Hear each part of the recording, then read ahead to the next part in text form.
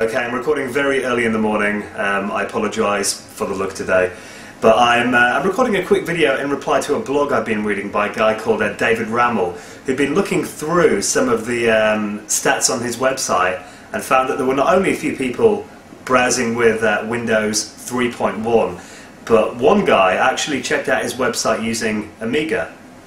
Now that could have probably been me actually, as I do often look at Computer World blog on my Amiga 1 machine behind me.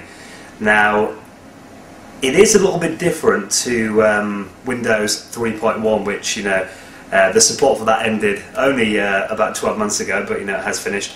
The AmigaOS has actually been in development, you know, since the Commodore days, really, and we had a new version of AmigaOS, version 4.1, that came out in September 2008, which is the version that I'm running on my Amiga 1 PowerPC machine behind me.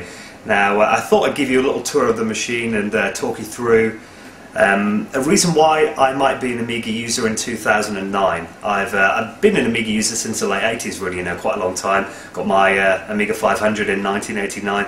Today I use Windows Vista on my PC behind me.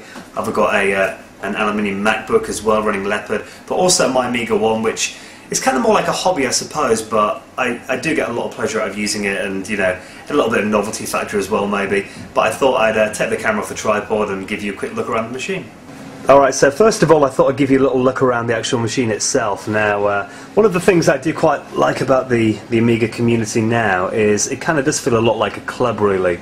Everyone kind of knows everybody, but if you check out websites like AmigaWorld.net, they are very active. You know, we're talking a good few hundred posts every day, and there are still a good few thousand community members on there. Now, the case I've got for my Amiga 1 is actually a Commodore gaming case from an OEM that exists now that licensed the Commodore trademark. Literally a generic PC case, really, but you know, even though Commodore got nothing to do with the Amiga anymore, I figured that it was a good little nod to the past, really. So what I've got in here is an Amiga 1 motherboard running a PowerPC G4. I've got a little Amiga badge I bought there as well. In a pretty nice case, I've got to say, with the old Commodore chicken head logo on there.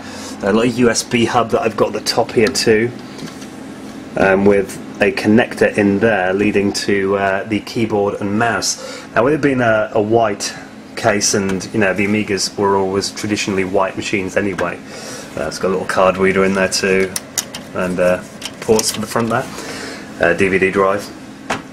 I thought it would look rather good to have an Apple keyboard on there, as, you know, it doesn't have any Windows keys, which is kind of nice. The mighty mouse that I use in my Amiga as well, some little Samsung speakers. Something kind of fits together quite well. I've got it on a 24-inch Acer monitor. I could probably do with getting a white Apple display, but I didn't want it to look too Mac.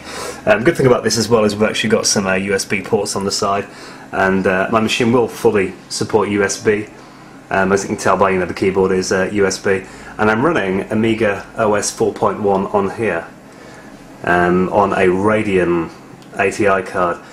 So what I'll do now is I'm going to put the camera back on the tripod and I'll show you around the OS.